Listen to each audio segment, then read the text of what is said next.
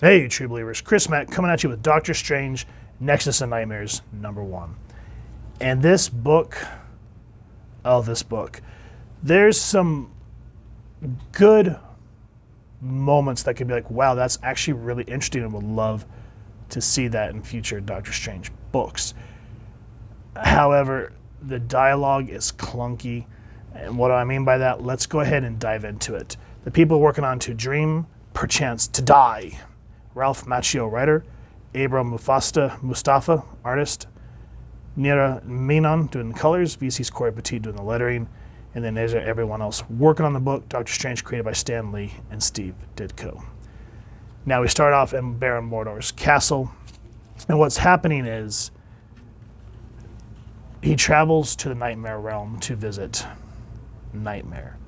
And he wants to make a pact with him so Nightmare can come into the main 616 universe and rule, and that Mordo would rule by his side. Now, I've said this in several reviews. I don't know a whole lot about Doctor Strange. It's only been for maybe the last 6 months that I've kind of started really dabbling in his lore. And the death of Doctor Strange for me was actually really well written. It was handled very well in my opinion. But this book, while I was reading this, I was kind of sort of half listening to Comic Explains go through this. So if you guys haven't checked out Rob, he does some good work. But the reason I referenced that is he pointed out how Nightmare is not really like this super powerful being like, let's say, Dormammu. And the reason I say that is he talks about these characters named the Beyonders. He goes, within this hand, I hold several of the supposedly all-powerful Beyonders who invaded my realm years ago in their ill-conceived intent to conquer the multiverse. I have toyed with them long enough. See now, all their vaunted energies have dissipated in this place beyond the veil. They have learned the errors of their way too late. And then it says, see Secret Wars from 2015. The only Beyonder I know is from the OG, 70s, 80s Beyonder. So these guys, I read Secret Wars, but I don't remember. Rob from Comic Explained said that these guys kind of sort of came out of the pages of Hickman's Avengers, and I don't remember what the event was called, but it's what led up to Secret Wars.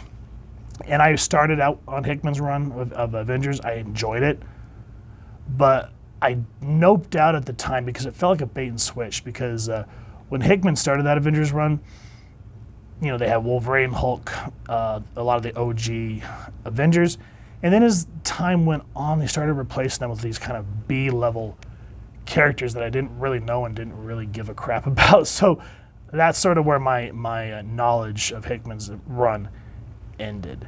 So Rob said that the Nightmare is not supposed to be this type of strong character. Like, he's sort of been kind of a thorn in the side or possessed people. But to be able to destroy time-traveling mythical beings like the Beyonders is not really within his wheelhouse. And so I agree with what he said, where this book, because if you remember, Strange is dead in the main universe. Clea has taken up the mantle.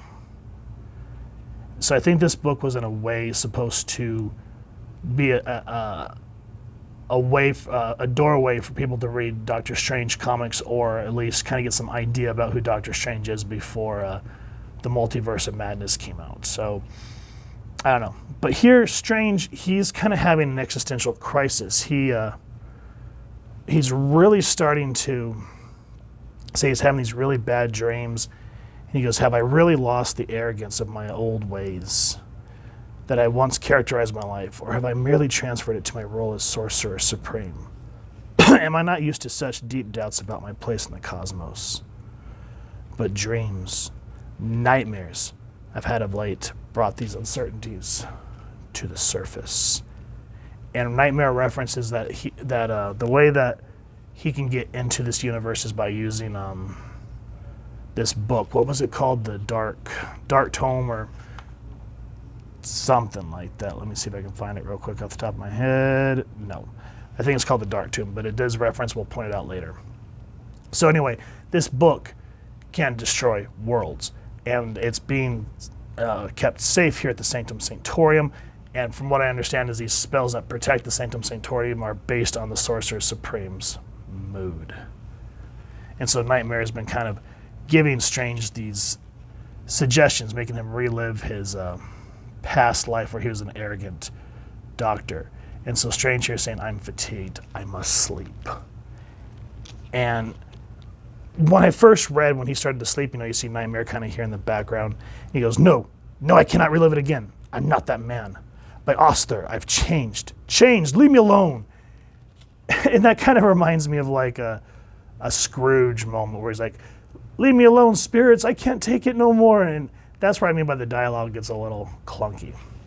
Now, if this is supposed to be a lead-in for new readers, I do appreciate that Machio here kind of goes over Doctor Strange's origins of how he was a very arrogant surgeon, leading up to his accident with his shaking hands, how he went to the Ancient Ones, found out that Mordo was planning on killing him, and eventually became the Sorcerer Supreme.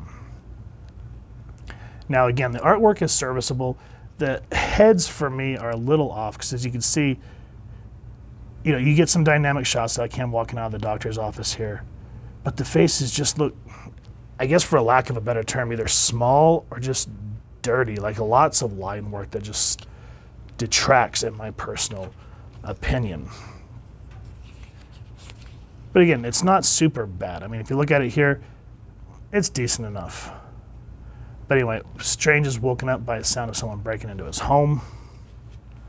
And here's where the dialogue gets really, really bad.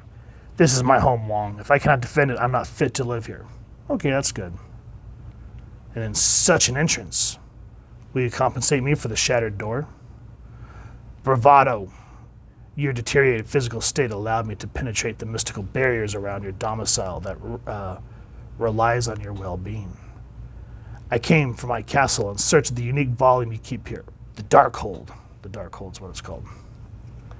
That cursed, thrice cursed tome has been in my keeping for years, Mordor.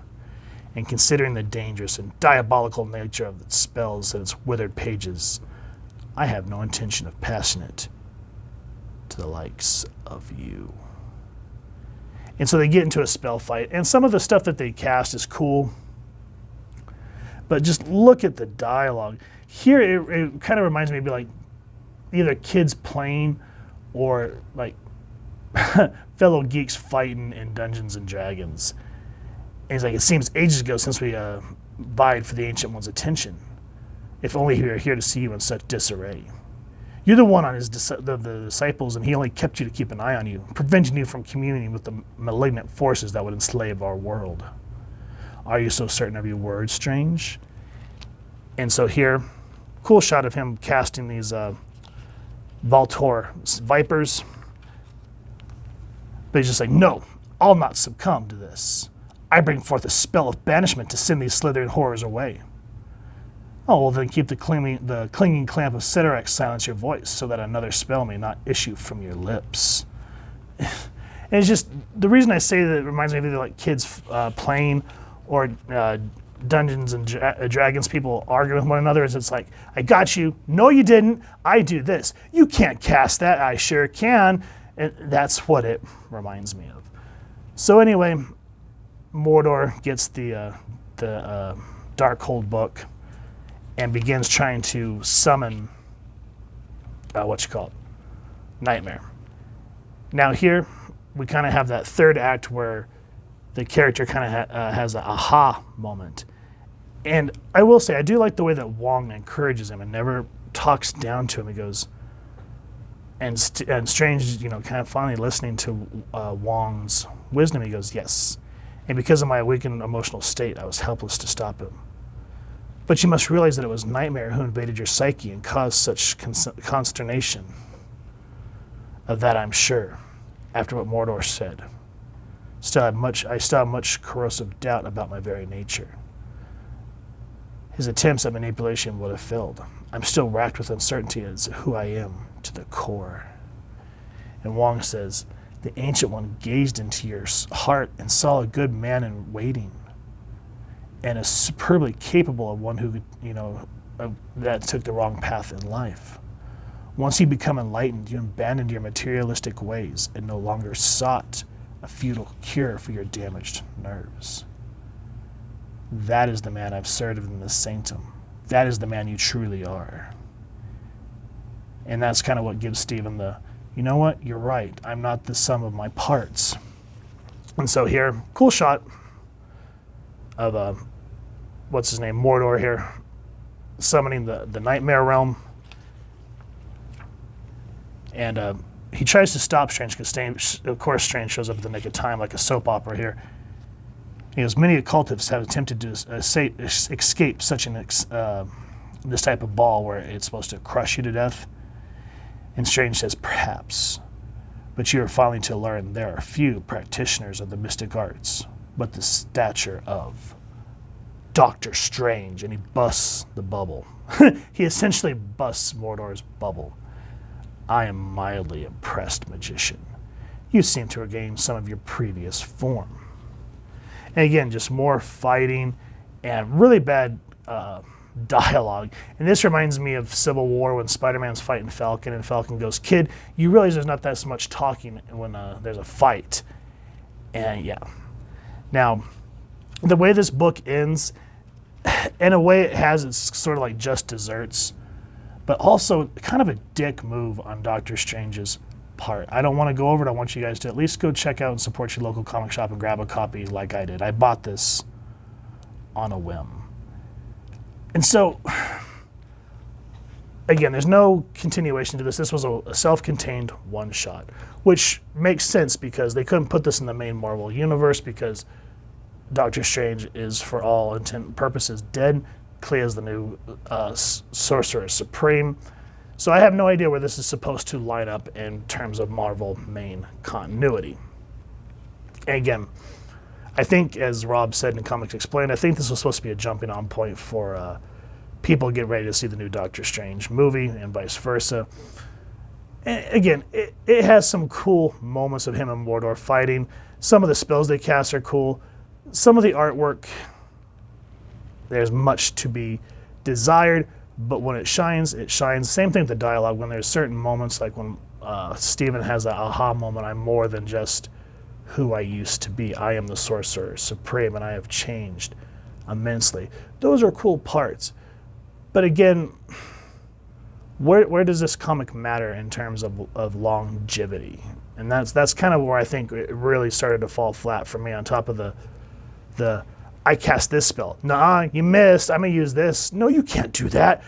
I can't get over that. But if you just want something to kind of, if you want to read a book that's not, I don't want to use the word offensive, but like something that's going to like irk you or give you like a cringe moment, and you just want to kind of turn your brain off and have some fun, I think this book is definitely up your alley. So if you've enjoyed what you've seen, please first and foremost support your local comic shop and grab a copy. If you've enjoyed this review, we really would appreciate if you take a moment to like, share, and subscribe. Helps the club channel more than you could possibly know.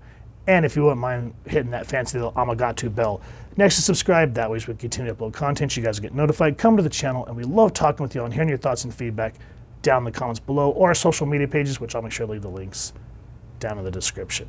So with all that said, I hope you all continue to have an absolutely amazing day reading, and happy hunting, true believers.